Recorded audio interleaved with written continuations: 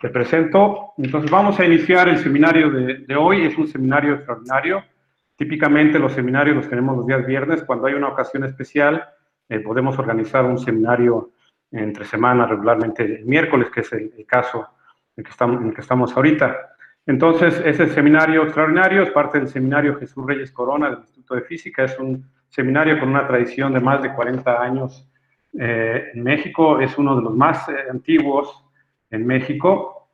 Entonces, en esta ocasión, con motivo de, como ustedes saben, la reciente entrega de los premios Nobel en este año, en particular en física, entonces tenemos el gusto de recibir al doctor Alfredo Herrera Aguilar, que es un experto en cosmología, físico-matemáticas, en particular agujeros negros, que es sobre lo que se trató la entrega del premio Nobel de este año. El doctor Alfredo Herrera tiene una formación como físico en Rusia, en la Universidad Estatal de la Amistad de los Pueblos. Ahí también entiendo que hizo su maestría, hizo un doctorado también en Rusia. Entonces toda la formación como físico la tiene en Rusia. Es miembro del Sistema Nacional de Investigadores en nivel 3. En lo que respecta al ámbito local, es miembro del cuerpo académico de Teoría de Campos, Gravitación y Cosmología de nuestra universidad.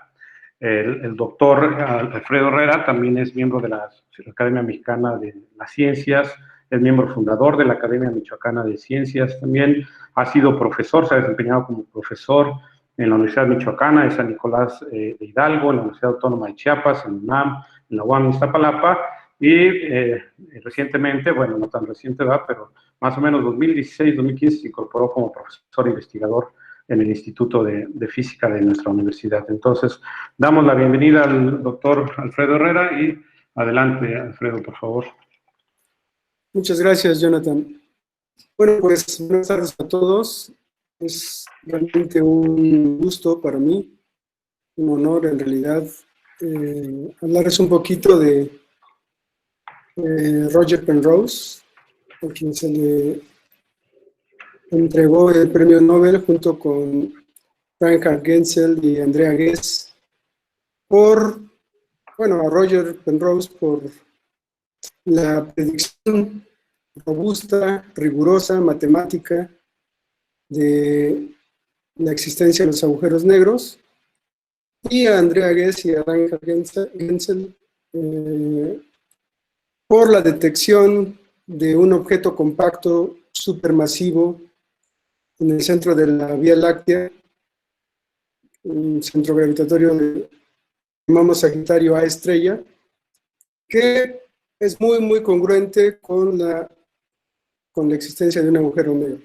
No es una demostración, pero es una observación que muestra la evidencia más latente, vamos a decir, con un potencial de que eventualmente nos va a llevar a saber si hay o no un agujero negro en el centro de nuestra galaxia.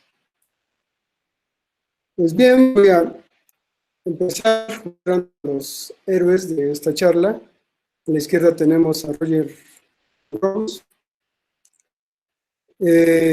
Y bueno, el comité del premio Nobel lo asignó por el descubrimiento de que la formación de agujeros negros es una predicción robusta de la teoría general de la relatividad.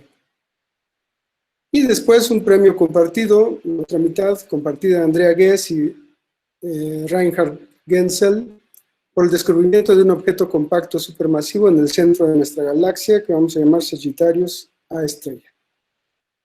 Pues bien, estos son los galardonados con el Nobel de Física en este año, en 2020. Bueno, vamos a empezar tratando de explicar, a grosso modo, qué es un agujero negro. Yo creo que esa es la primera pregunta que nos debemos plantear.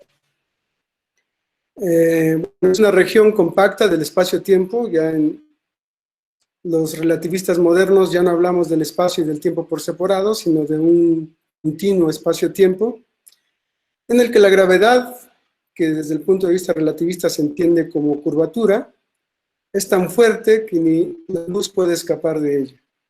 Entonces, es una región del espacio-tiempo donde se concentra generalmente una gran cantidad de masa, lo que curva en gran medida el espacio-tiempo que la circunda, de tal modo que ni siquiera la luz puede salir para ser detectada o vista por un observador externo a lo que vamos a llamar horizonte de eventos. Entonces, este efecto se determina por la existencia de un horizonte de eventos o de sucesos. Matemáticamente lo representamos como que a un radio donde, que es igual a 2 veces la masa del agujero negro, se dibuja una especie de membrana en la que las señales y las partículas solamente pueden entrar, pero después de la cual no pueden salir debido a que la curvatura del espacio-tiempo es muy grande. Entonces, en esta membrana la estructura causal del espacio-tiempo se modifica. Y esto hace que las partículas y las señales luminosas ya no puedan salir al exterior del horizonte de eventos. Entonces, lo que define un agujero negro es el horizonte de eventos. Y esto quisiera recalcarlo porque los astrónomos en particular piensan que es la masa lo que define el agujero negro. Pero podríamos tener un objeto compacto muy masivo que no tiene un horizonte de eventos y eso no sería un agujero negro. Entonces, lo primero que hay que preguntar cuando se habla de un agujero negro es dónde está el horizonte de eventos y si se observan o no los efectos físicos que sabemos que hemos estudiado durante años en su vecindad. O sea, el agujero negro no lo vamos a poder ver directamente por la física que vamos a explicar a continuación, pero podemos inferir a través de la física que sucede en la vecindad del horizonte de eventos, si el objeto que estamos estudiando es o no un agujero negro. Pues vamos a ver, voy a comenzar mencionando que en noviembre de 1915, Albert Einstein formuló y presentó, bueno, terminó de formular en realidad y presentó ante la Academia de Prusia las ecuaciones de la teoría general de la relatividad, que es la teoría que mejor describe la gravedad hoy en día, con una precisión muy buena, muy impresionante. Y básicamente lo que nos dicen las ecuaciones de Einstein, que son las que tenemos aquí a la izquierda, a la derecha de Einstein, es que del lado izquierdo del primer miembro tenemos un ente completamente geométrico, entonces podríamos decir que describe la geometría del espacio-tiempo, y del lado derecho tenemos una distribución de energía y de materia. Entonces hay una igualdad entre la geometría y la materia, o la energía y la materia, y esa igualdad se traduce en que la materia curva el espacio-tiempo en su alrededor, y a su vez la geometría le dice a las partículas cómo moverse en ese espacio-tiempo curvo. Entonces esta es una relación dinámica muy bonita, muy hermosa, que podemos más o menos apreciar aquí en esta fotografía, donde vemos que hay una malla de fondo cuadriculada, bueno, deformada, ¿no?, que está curvada como si hubiera un agujero ahí, porque estamos tratando de representar un agujero negro, y en la vecindad de la circunferencia roja, el espacio-tiempo está altamente deformado, se ha curvado, por la presencia de cierta masa que está en el centro y que deforma el espacio-tiempo en su vecindad.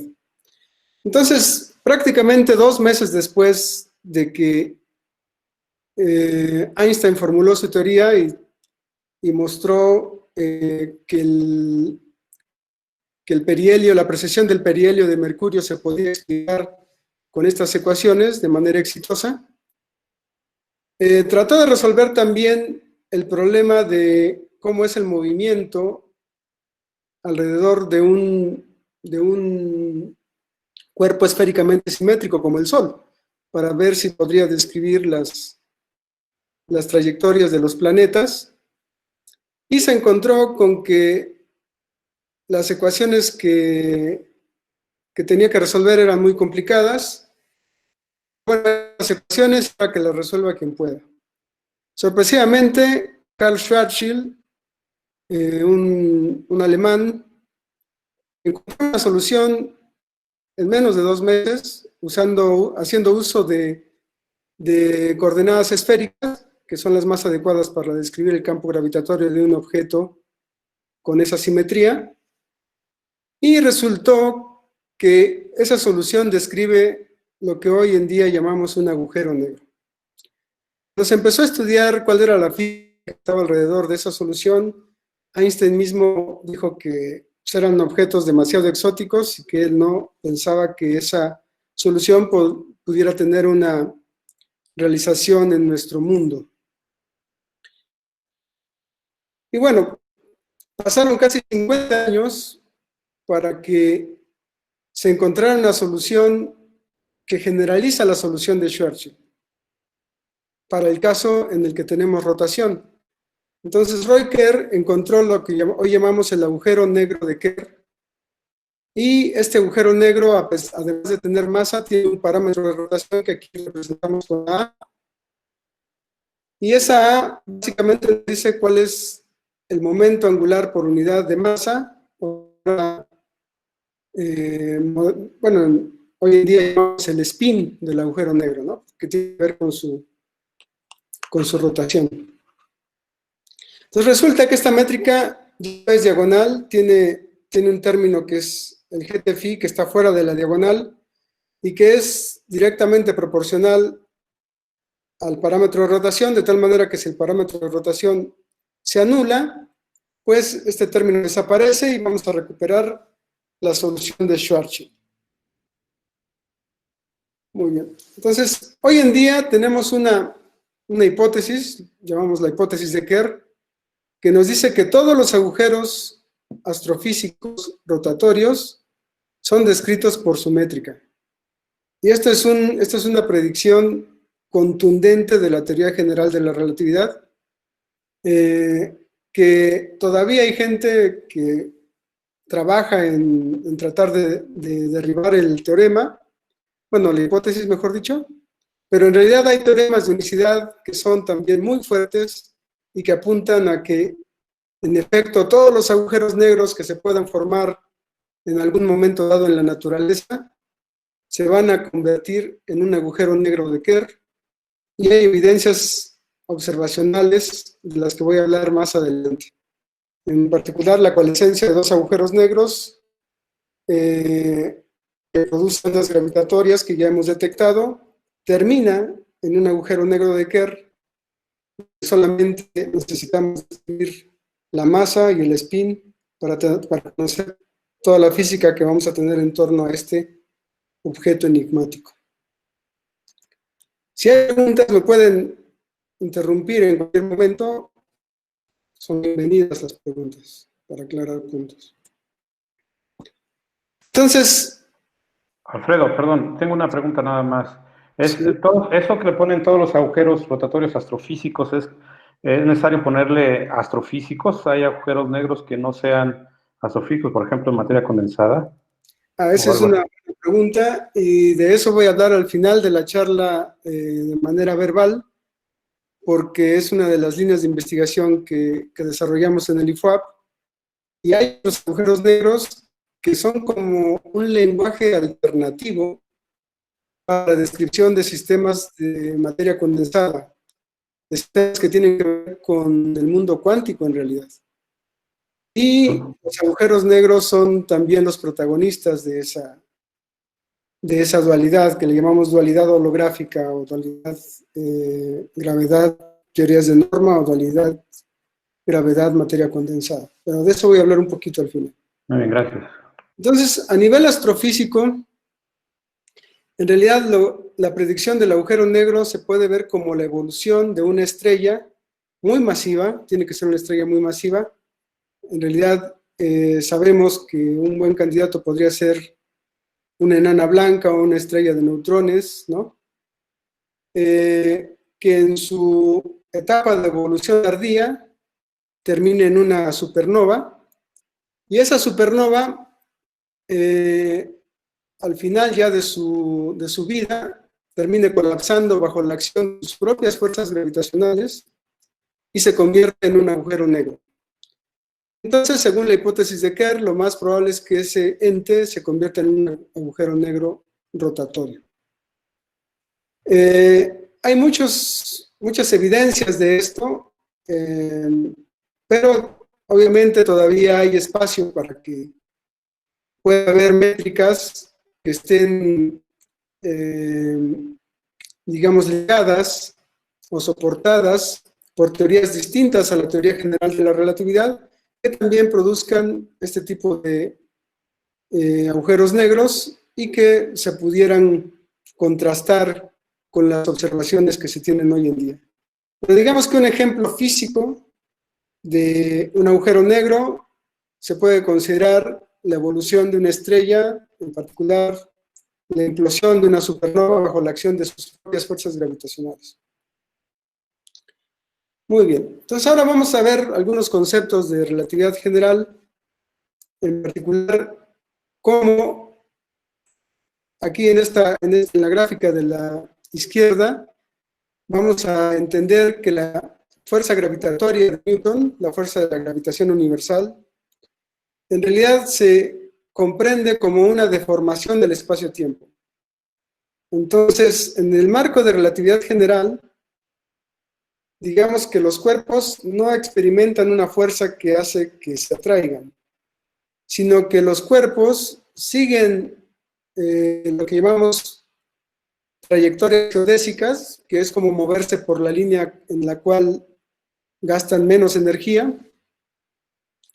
Y debido a que el espacio-tiempo es curvo en la vecindad de objetos masivos, como aquí vemos que el Sol está curvando el espacio-tiempo en su entorno, al igual que la Tierra, en menor medida, pero que al aproximarse la Tierra siente la curvatura del campo gravitatorio curvado por el Sol, y por eso se mueve en su entorno. Obviamente aquí es nada más un ejemplo estático, en realidad los dos se están moviendo y por eso tenemos un movimiento de rotación alrededor del Sol, pero esta imagen nada más pretende ilustrar que lo que nosotros entendemos en la teoría newtoniana de mecánica clásica como fuerza de gravedad, en la relatividad general se entiende como curvatura del espacio-tiempo. Entonces esa malla azul con las líneas blancas la vamos a entender como el espacio-tiempo mismo en el que tienen lugar los eventos o los sucesos.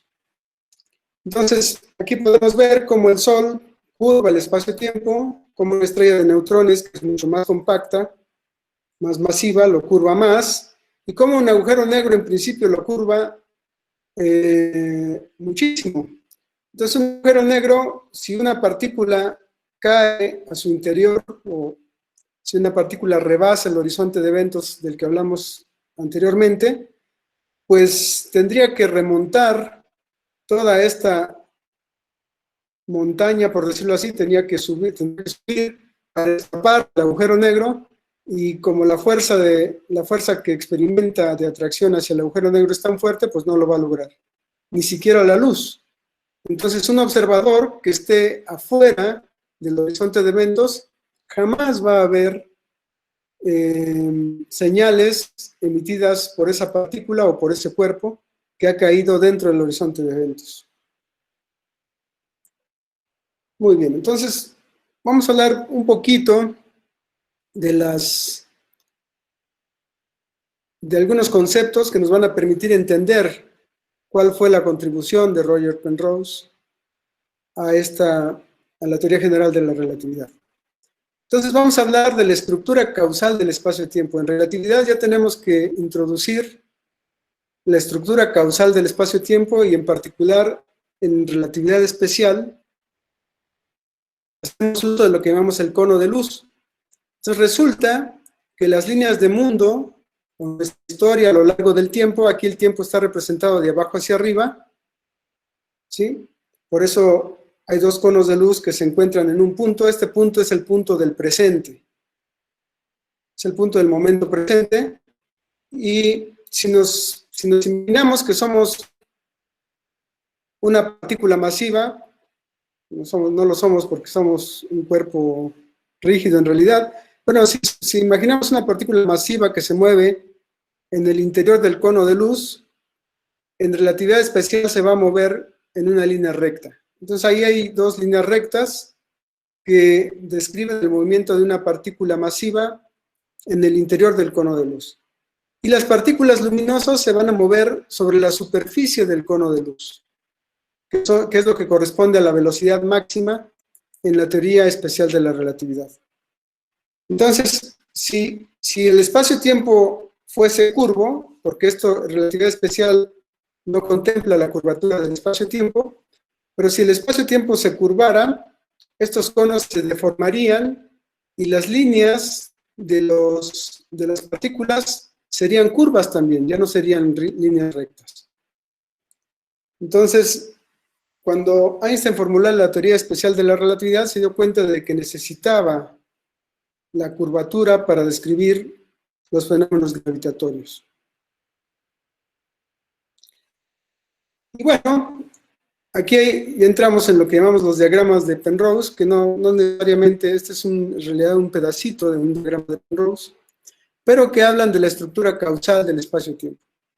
Entonces ya dijimos que un cuerpo curva el espacio-tiempo en su alrededor y el campo gravitatorio de un cuerpo esféricamente simétrico, como el Sol, por ejemplo, de manera aproximada, pero con una muy buena aproximación. Si el cuerpo tiene una masa m, entonces vamos a poder dibujar este diagramita donde, debido a que el cuerpo tiene simetría esférica, solamente nos va a interesar el radio y el tiempo va a estar en el eje vertical. Entonces, en cada punto de este diagrama vamos a tener una esfera tridimensional de radio R. ¿Y qué pasa con esos conitos o con esos conos al futuro que hemos dibujado aquí? Pues si estamos suficientemente lejos de R igual a 2m, que es donde tiene el horizonte de eventos este cuerpo gravitatorio, si es un agujero negro, entonces va a haber señales que se van a mover, señales luminosas que se van a mover por la línea azul, entonces van a salir en el sentido de que se van a mover, se van a alejar del agujero negro o del horizonte de eventos del agujero negro, pero también va a haber señales luminosas que van a entrar. Estas líneas en rojo nos van a determinar que las señales luminosas se están moviendo en dirección al agujero negro. ¿Qué pasa? A medida que nosotros nos acercamos al horizonte de eventos del agujero negro, estos conos de luz se empiezan a deformar y en realidad se empiezan a voltear. Se empiezan a voltear hacia la derecha. En esta imagen no se ve muy bien, pero ya cuando han rebasado la superficie 2m, se ve que tanto las líneas entrantes como las líneas salientes del cono de luz apuntan hacia R igual a 0. Y eso quiere decir que si las partículas que están emitiendo esos fotones lograron rebasar, los fotones son las señales de luz, ¿no? Señales electromagnéticas que se mueven a la velocidad de la luz. Entonces, si logran rebasar el horizonte de eventos, ya no van a poder ser emitidas hacia afuera, sino necesariamente su dirección de propagación va a ser hacia adentro y eventualmente van a alcanzar el punto R igual a 0. Entonces, si esas partículas están entrando al horizonte de eventos, pues el horizonte de eventos va a concentrar más y más partículas en R igual a 0 y eventualmente vamos a tener una región con una densidad de masa muy grande. Y por lo tanto, la curvatura en su entorno va a ser también muy grande. ¿Qué es lo que pretende ilustrar la imagen de la izquierda? Aquí solamente faltó dibujar el horizonte de eventos, pero lo podríamos dibujar más o menos por aquí, por donde está el cursor. Y bueno, en 1965, después de que se conocía, en 1963 fue publicado el paper de Roy Kerr, donde presentó la solución de un agujero negro rotatorio. Pues llega Penrose y publica un artículo sumamente importante en la historia de la teoría general de la relatividad, y con base en el cual le han otorgado el premio Nobel de Física. ¿Qué nos dice este artículo? Bueno, nos dice que, primero, en el marco de la teoría general de la relatividad, existen superficies cerradas atrapadas en el interior del horizonte de eventos. ¿Qué quiere decir esto? Quiere decir que estos cuerpos que estaban emitiendo señales luminosas y que necesariamente las emiten hacia el origen de R igual a 0, donde se forma la singularidad, forman una superficie cerrada atrapada. Y el límite de esa superficie cerrada atrapada es R igual a 2m. Está ahí. Entonces, fuera de esta membrana, de esa esfera de R con radio R igual a 2m, las señales en principio pueden salir y llegar hasta un observador que esté lo suficientemente alejado para detectarlas. Entonces, ese es el primer punto clave en el estudio que hizo Penrose. Entonces, existen superficies cerradas atrapadas en el interior del horizonte de eventos. Y bueno, ya vimos que eso implica que las partículas entrantes se van a concentrar en R igual a 0, dando lugar a una densidad infinita o singularidad. La descripción del espacio-tiempo pierde sentido físico. Entonces, debido a que en ese punto R igual a 0 vamos a tener una concentración de materia muy grande y una curvatura, por ende, también muy grande, no sabemos cómo interpretar eso desde el punto de vista físico. Por eso, hoy en día, la aceptación convencional que tenemos es que en esa región la descripción del espacio-tiempo pierde sentido. Y bueno,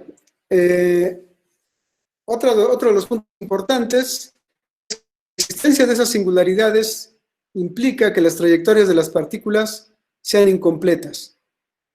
Entonces, en general, si tuviésemos un espacio-tiempo bien definido y lanzáramos partículas al interior del agujero negro, estas deberían moverse indefinidamente, pero no es así. Llega un punto donde ya no pueden continuar debido a que se encuentran con la singularidad. ¿Y por qué no pueden continuar? Porque en realidad la singularidad la hemos removido, porque en la física no queremos ese tipo de puntos del espacio-tiempo o de regiones del espacio-tiempo singulares, porque no sabemos cómo tratarlas. Y en ese sentido pierde sentido físico. En realidad podría tener un sentido matemático, pero físico no. Y en la naturaleza no observamos ese tipo de fenómenos. O sea, no observamos singularidades en la naturaleza. Entonces, eso implica que las trayectorias de partículas sean incompletas. Y eso también es un problema para la descripción sana de la dinámica de las partículas en la vecindad de la singularidad en el interior del agujero negro. Pues por eso decimos que la física dentro del agujero negro, dentro del horizonte de eventos del agujero negro, no es clara hoy en día. Es una pregunta abierta que sucede ahí.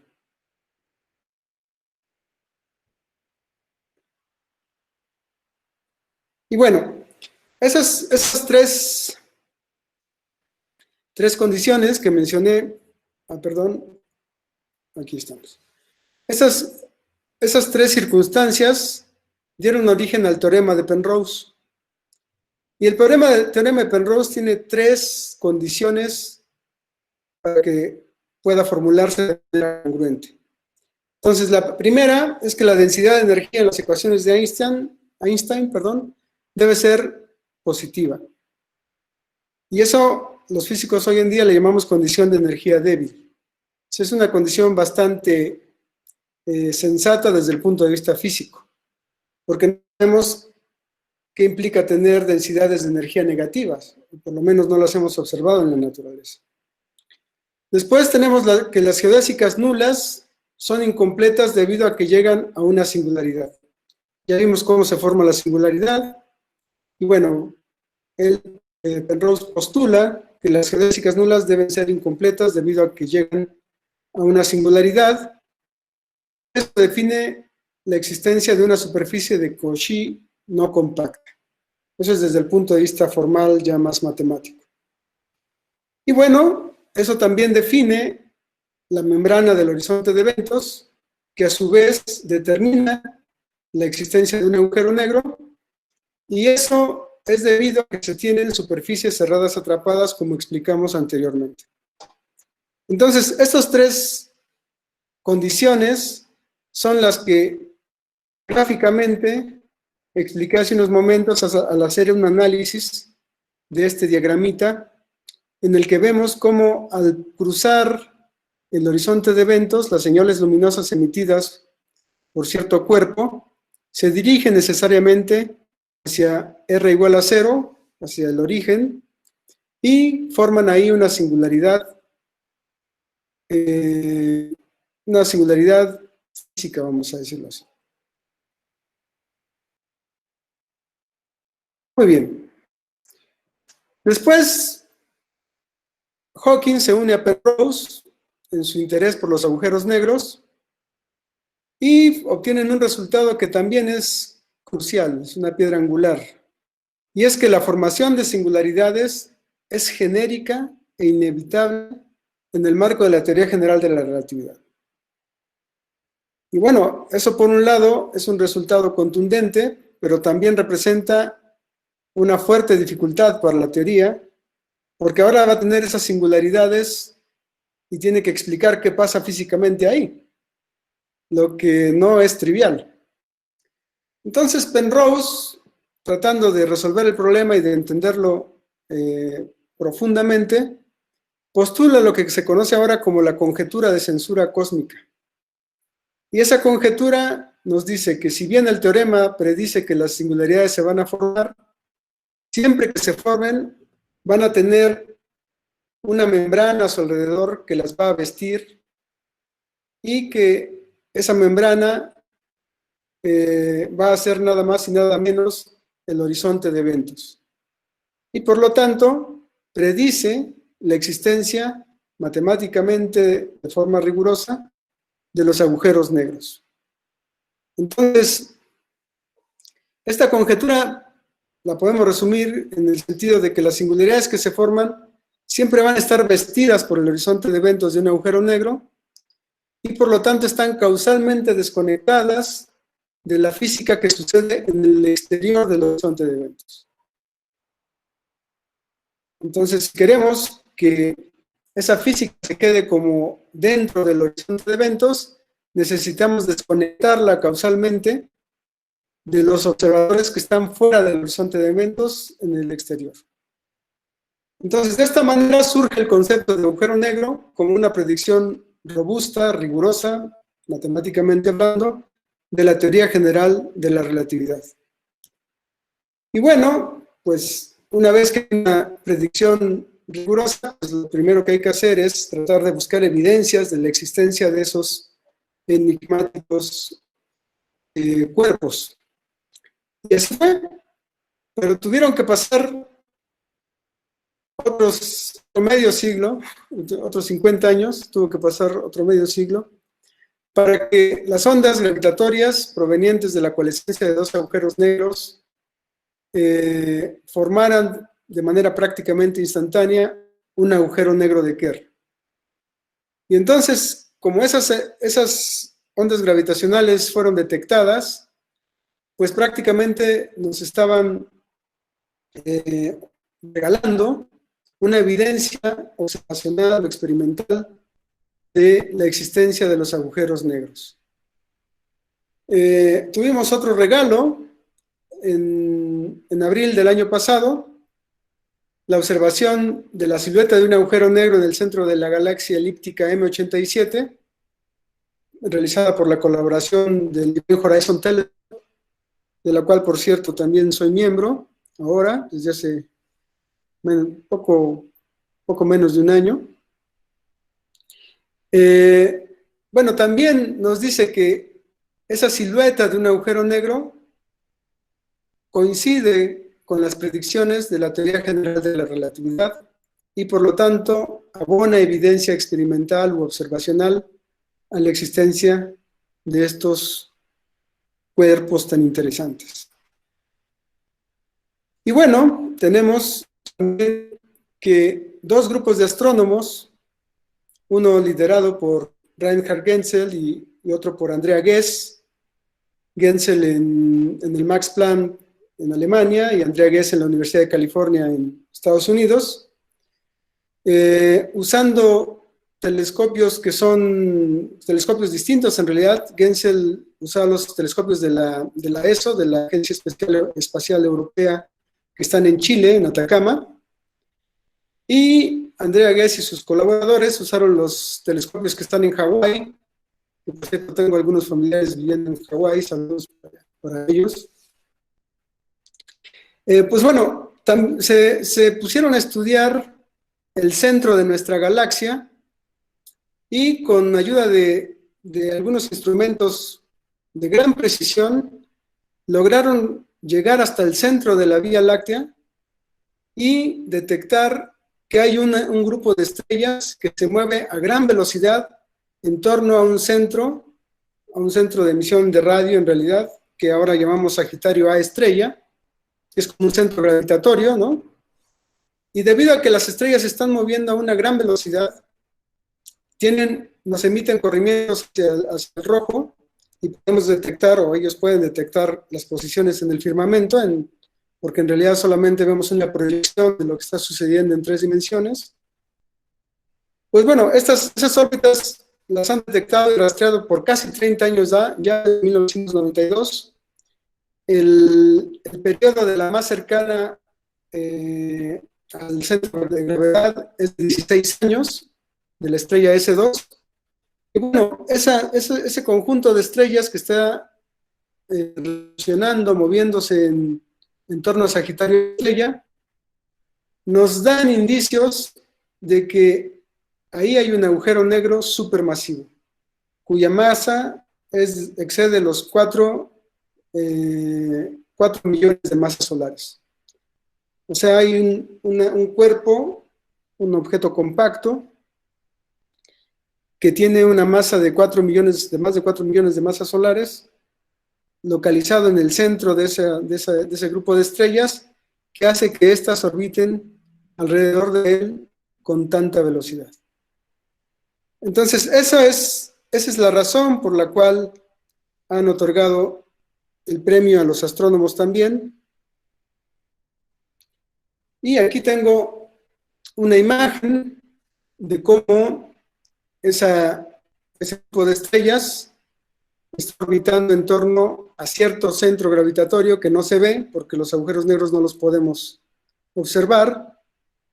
Pero bueno, aquí están como las líneas donde hay estos puntos, significa que son detecciones observacionales, y la línea continua es la extrapolación de esas detecciones. Pero yo quisiera mencionar aquí que la mayoría de los estudios que han hecho estos astrónomos se basan en la teoría newtoniana, no se basan en relatividad general. Y eso es un problema, porque entonces la predicción que pueden hacer del spin es prácticamente nula. Entonces pueden determinar la masa con bastante precisión, pero no pueden decir nada acerca del spin. En realidad el spin es un poquito elusivo en ese sentido, porque es un efecto subdominante en relación con el efecto de la masa. O sea, la masa curva el espacio, y el spin, si el objeto está rotando, el spin también debería generar una especie de vórtice, una especie de remolino en el espacio-tiempo, pero ese efecto es mucho más sutil comparado con el de la masa.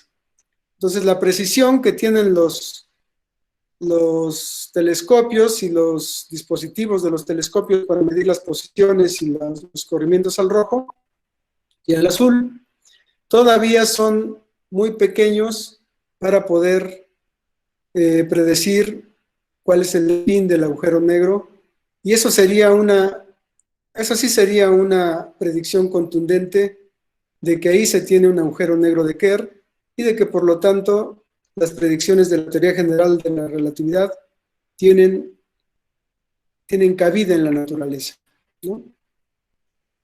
Aquí también tengo un pequeño dibujito de cómo en tiempo real, pero acelerado, digámoslo así, se mueven esas estrellas en torno a un centro que está señalado aquí como una estrellita, ¿no? Si se fijan, aquí es a partir de 2016, o sea, no es una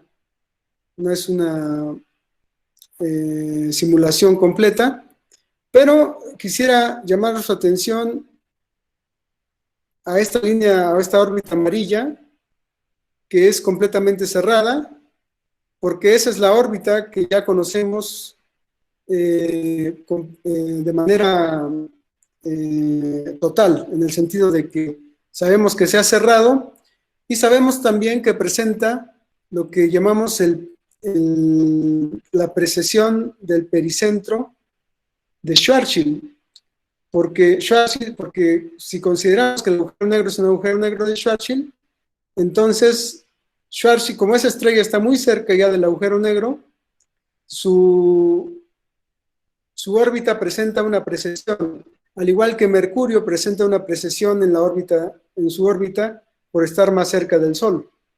Entonces, esa precesión ya es descrita por el agujero negro de Schwarzschild, y ese sí es un efecto relativista, pero el efecto relativista que usan es aproximado, porque los astrónomos, como no tienen una formación de relatividad general, y lo que saben usar es Newton, pues lo que hacen es hacer una expansión en serie de Taylor del término del potencial gravitacional que viene definido en la métrica de Schwarzschild, y estudian cuáles son las contribuciones aproximadas a determinado orden de la métrica de Schwarzschild comparado con la predicción newtoniana, y así han visto que hay un avance en el pericentro de ese 02, lo cual se considera una confirmación de la teoría general de la relatividad también.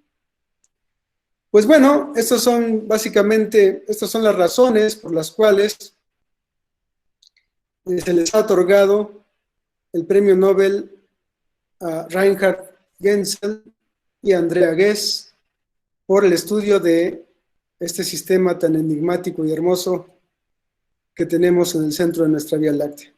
Yo recuerdo el momento en que vi esa fotografía, y cuando vi que eran las estrellas que estaban orbitando en torno al centro galáctico, yo dije, ese debe ser un efecto de relatividad general, porque vi cómo las órbitas están completamente desordenadas.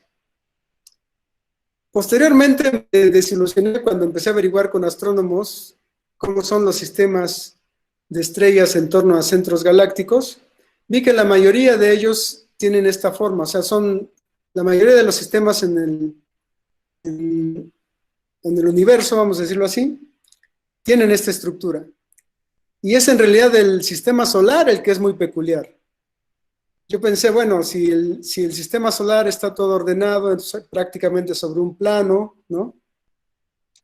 Y la precesión en el perihelio de Mercurio se observó como un efecto relativista en nuestro sistema solar, pues ahí debe haber efectos relativistas indudablemente, y afortunadamente conocí a un colega, Ulises Nucamendi, de la Universidad Michoacana, que ya había hecho trabajos para la métrica de Schwarzschild de cómo son los corrimientos al rojo y al azul, tratando de estimar la masa del agujero negro que genera que genera la curvatura del espacio-tiempo y que las estrellas, al moverse en su alrededor, sienten el campo gravitatorio del agujero negro, y cuando envían fotones hacia la Tierra, esos fotones guardan memoria de cómo era la curvatura del espacio-tiempo donde están moviéndose y nos transmiten esa información, y resolviendo un problema inverso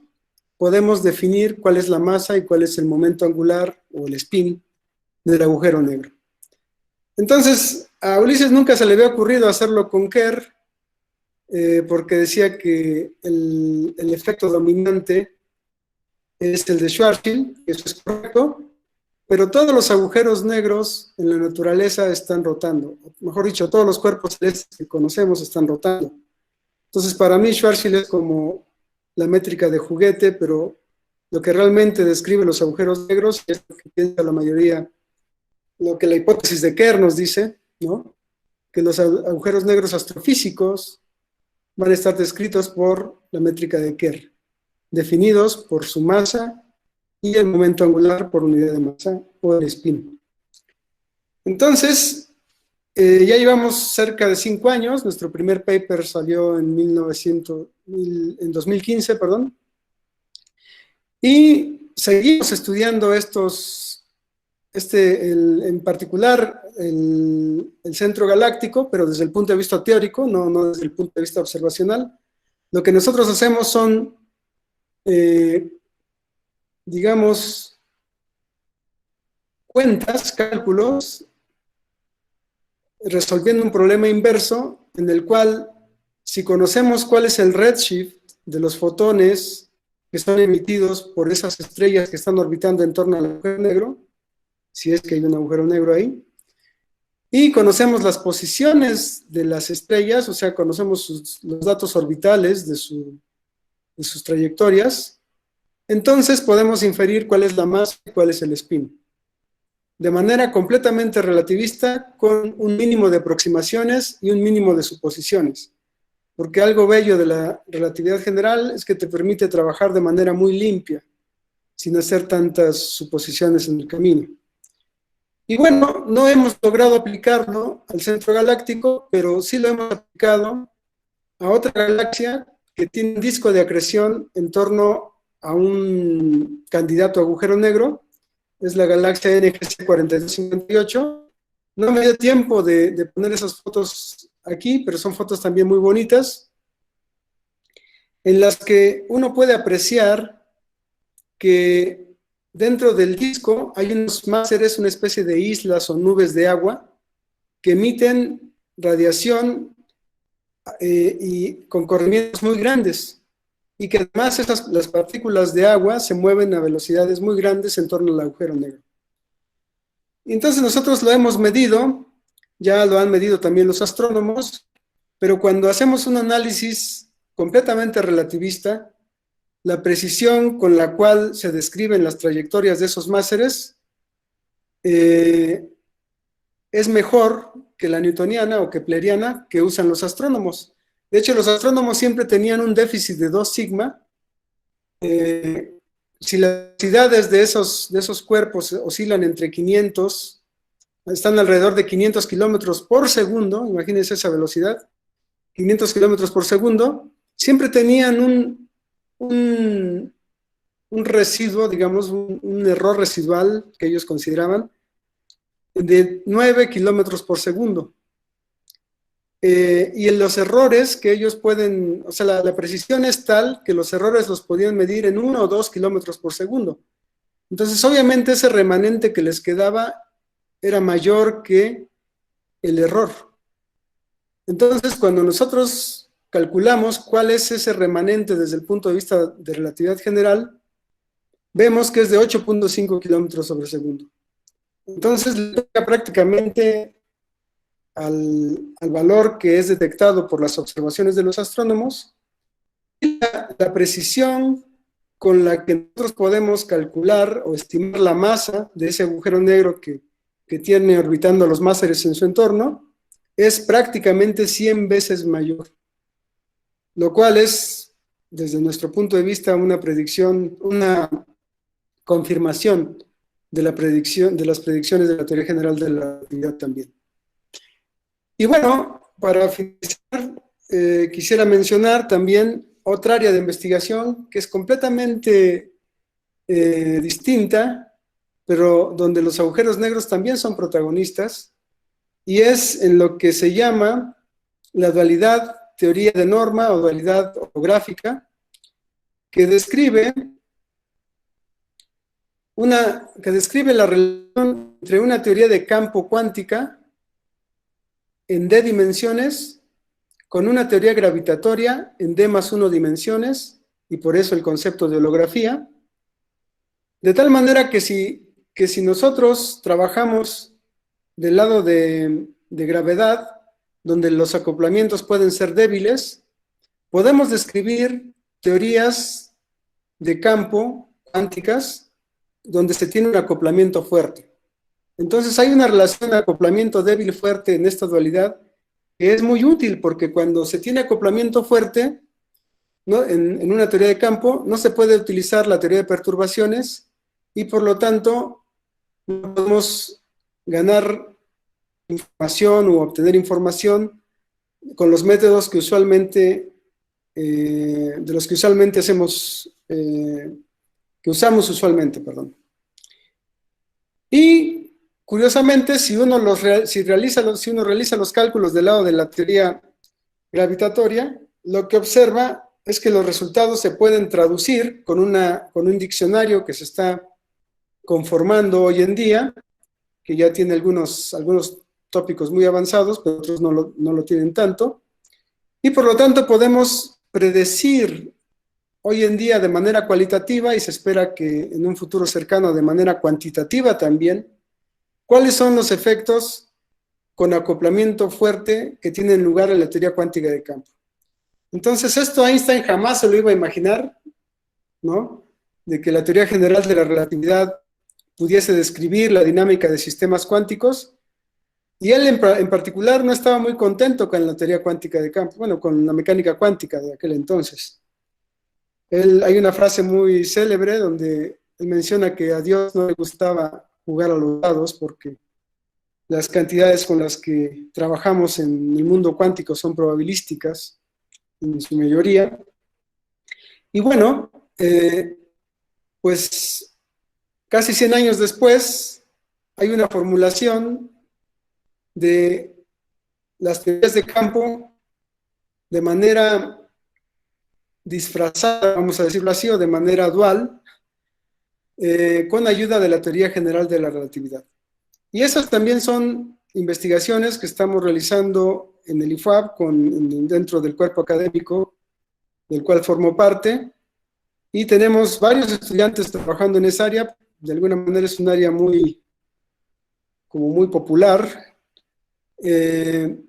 y curiosamente para esta área de los agujeros negros astrofísicos no ha llegado ningún estudiante, y siempre que llegan los estudiantes a preguntarme, yo empiezo por los agujeros negros astrofísicos, y cuando les hablo de la dualidad holográfica se enamoran de la dualidad holográfica y se van para la dualidad holográfica. Pero bueno, la idea que tenemos en el marco de la dualidad holográfica es tratar de describir la física de los superconductores, algunos aspectos de la física de los superconductores de alta temperatura tipo 2, en particular, cómo con ayuda de la gravedad, en particular de la descripción de agujeros negros rotatorios, se puede describir la penetración de los vórtices de las líneas de campo magnética en el material superconductor. Y ver si la descripción que podemos hacer gravitatoria, con las decisiones de fase, ¿cómo le llaman a esta cantidad de profundidad? Bueno, la medida en la que las líneas penetran el material superconductor, o que las líneas de campo del vórtice penetran el material superconductor, pueden ser de una manera consistente descritas por los agujeros negros, los campos que se tienen en la teoría general de la relatividad en el otro lado de la dualidad. Entonces, básicamente esas son las líneas de investigación relacionadas con agujeros negros en las que trabajamos en el instituto. También estudiamos otros aspectos de gravedad, como la gravedad cuántica, o de hecho hay también aspectos cosmológicos que se pueden estudiar dentro de estas, bueno, dentro de lo que llevamos de manera moderna gravedad, porque gravedad es mucho más amplio que teoría general de la relatividad. La teoría general de la relatividad es solamente una de las teorías que describe la gravedad, pero es la que mejor lo hace. Y entonces por eso el premio Nobel se asigna a esos investigadores, uno por hacer las predicciones teóricas, matemáticamente rigurosas, robustas, de la existencia de los agujeros negros, y a los astrónomos por haber empleado gran parte de su vida en la búsqueda de la evidencia observacional de esos enigmáticos entes celestes. Y con eso termino. Muchas gracias por su atención. Y si hay preguntas, pues son bienvenidas. Muy bien, gracias, Alfredo. Entonces, tenemos algunas preguntas ya previamente formuladas por William Rodríguez. Por favor, William, ¿puedes activar tu micrófono y formular la pregunta directamente? Bueno, buenas tardes para todos. Pues ya la respondió al final el doctor Alfredo. William, nada más te escuchamos un poco con eco. ¿Ya me escuchan bien? Sí, mejor. Adelante. Perfecto. Les decía que ya la pregunta había quedado respondida en la parte final de la plática, pero aprovecho para cambiar la pregunta. Y lo que quiero preguntar es por qué los astrónomos siguen trabajando con la teoría newtoniana y no trabajan con la teoría de la relatividad general. ¿Es una limitación en el material experimental o simplemente es porque no lo quieren hacer? No, yo creo que pasa que esa teoría les ha funcionado.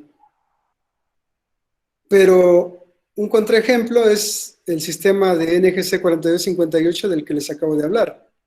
Las mediciones de ese sistema también han sido, bueno, desde los años 90, pero digamos que de manera precisa, bueno, con la mayor precisión que se han alcanzado en la primera década de este milenio. Entonces, ya desde hace 10 años pudieron haber detectado un efecto relativista y ellos hubieran sido los galardonados en ese caso, ¿no? Pero bueno, es como un efecto de inercia. Como les ha funcionado muy bien y piensan que los efectos relativistas no se ven, pues siguen trabajando con Newton. Cuando yo he hablado con los astrónomos, y de hecho uno de los autores de este paper del que les hablé es un astrónomo, básicamente en la OE he presentado estos resultados, y la mayoría me dice que esos efectos son muy pequeños y que las velocidades de las estrellas todavía no son lo suficientemente grandes o cercanas a las de la luz para considerarse relativistas. Pero entonces veo que su concepción es un poquito de relatividad especial. Y el contraejemplo más claro, o el argumento que rebate esa postura, es que Mercurio, nuestro sistema solar, y se mueve con velocidades mucho más bajas que las otras, y presenta una precesión en su perihelio predicha por la teoría general de la relatividad. Entonces, hay, por un lado, una falta de información, y por otro, una inercia de haber trabajado durante tantos años con el formalismo newtoniano. Pero ya hay centros, hay un centro, está el ICRET, que es un centro internacional de astrofísica relativista, que tiene sede en Italia, que es de Remo Ruffini, y ya hay varios centros también donde se está empezando a hacer astrofísica relativista. Entonces, en ese sentido, y bueno, aquí yo quisiera hacer un pequeño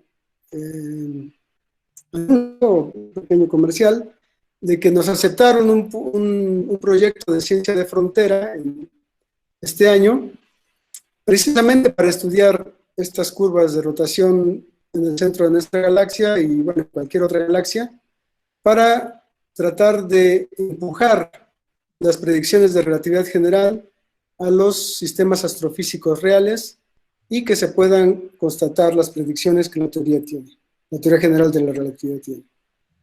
Gracias, William. Doctor, pero entonces las observaciones disculpen, las observaciones que ellos hacen utilizando la física de Isaac Newton comparados con la teoría de la relatividad general en sí no distinguen de la concepción de la gravedad, ¿no? Porque en la física de Isaac Newton lo consideramos como una fuerza atractiva y en la teoría de la relatividad general es como un efecto de curvatura, ¿no? Un efecto más geométrico, pero entendería yo que no importa mucho a la hora de observar fenomenológicamente lo ocurrido. Sí, digamos que es una cuestión de interpretación. Si yo veo esas estrellas orbitando alrededor del centro galáctico como relativista, voy a decir que esas estrellas sienten la curvatura del espacio-tiempo. Y una persona que haga un análisis newtoniano te va a decir que hay una fuerza de atracción gravitatoria que hace que se muevan de esa forma. Pero además de la fuerza de atracción equivalente a la gravedad, digamos que los astrónomos dicen que las velocidades de los cuerpos, que pueden medir las velocidades, en realidad eso no es cierto, lo que medimos es el redshift, y el redshift contiene mucho más información que la componente cinemática o la componente del efecto Doppler, que ellos interpretan como una velocidad, porque también te dice cómo se curva el espacio-tiempo debido a la masa y al spin, y esas dos componentes son ignoradas por los astrónomos al hacer un análisis newtoniano. Entonces, si nosotros hacemos el análisis en términos de redshift, que es lo que miden los aparatos en realidad, tenemos mucho más información acerca de lo que está sucediendo con esas órbitas en torno a un cuerpo compacto que puede ser un agujero negro. Muy bien, gracias, Alfredo. Vamos a dar paso a otras preguntas para la oportunidad de Carlos Hernández. Si quieres activar tu micrófono, por favor. Sí, buenas tardes a todos. Doctor Herrera, usted comentó que los objetos que entran a un hoyo negro llegan a una singularidad que no permite determinar su trayectoria, por lo tanto es una indeterminación. Con respecto a ese comentario, mi pregunta es, ¿qué opinión le merece los agujeros de gusano como una salida a ese problema, a esa indeterminación? Bueno, aquí, digamos, una posible salida podría ser esa, pero el problema que hay es que la mayoría de las configuraciones de agujeros de gusano que se han obtenido hasta este son inestables. Entonces, en ese sentido, no vamos a observar una configuración de ese tipo, a diferencia de los agujeros negros que se forman por distintos mecanismos, en particular por la coalescencia de dos agujeros negros, bueno, o de dos estrellas de neutrones, o por la evolución tardía en la etapa de vejez, digámoslo así, de una estrella muy masiva, ¿no? Entonces ahí tenemos una configuración completamente afectada prácticamente por su masa y su spin, y curiosamente si la configuración inicialmente no tenía esas simetrías, como que en el proceso de colapso todas esas simetrías se borran y terminamos con un agujero que es descrito por su masa y por su spin. Entonces, pues si en algún momento logramos describir o construir una configuración de campo que describa un agujero negro de gusano estable, entonces podríamos empezar a buscar sus evidencias observacionales. Okay. Gracias, doctor. Muy bien, una pregunta más de Daniel Fernando Guita, por favor. ¿Quiere hacer la pregunta directamente? Sí, buenas tardes a todos. Sí, buenas tardes a todos. No, nada más le quería preguntar al doctor Alfredo si puede hacer algún comentario sobre los agujeros negros regulares. Es un comentario que se hace con mucho gusto. Muchas gracias, muchas gracias. En realidad, es un comentario que debe honrar a la física mexicana, bueno, latinoamericana en particular. Lo voy a pasar a esta parte, donde habla del teorema de Penrose. Entonces, este es, bueno, no he descrito el teorema de Penrose, no he formulado el teorema de Penrose, pero toda formulación del teorema de Penrose depende de sus hipótesis, ¿cierto? Y aquí están las tres hipótesis de las que hace uso el teorema de Penrose. Entonces resulta que uno puede violar cualquiera de las tres hipótesis y el teorema obviamente también se va a violar, ¿no? Y la segunda hipótesis es la que da lugar a lo que pudiera ser un agujero negro regular, donde no hay singularidades, y por lo tanto las trayectorias geodésicas nulas pueden ser completas. Y tenemos en México una gran tradición en búsqueda de agujeros negros, en particular en el CINVESTAF. Ha sido encontrada la primera solución de agujero negro regular, o sea, donde no hay singularidades, con ayuda de gravedad acoplada a un electromagnetismo no lineal. Y bueno, uno podría pensar que esa no linealidad de la teoría electromagnética que se usó es un poquito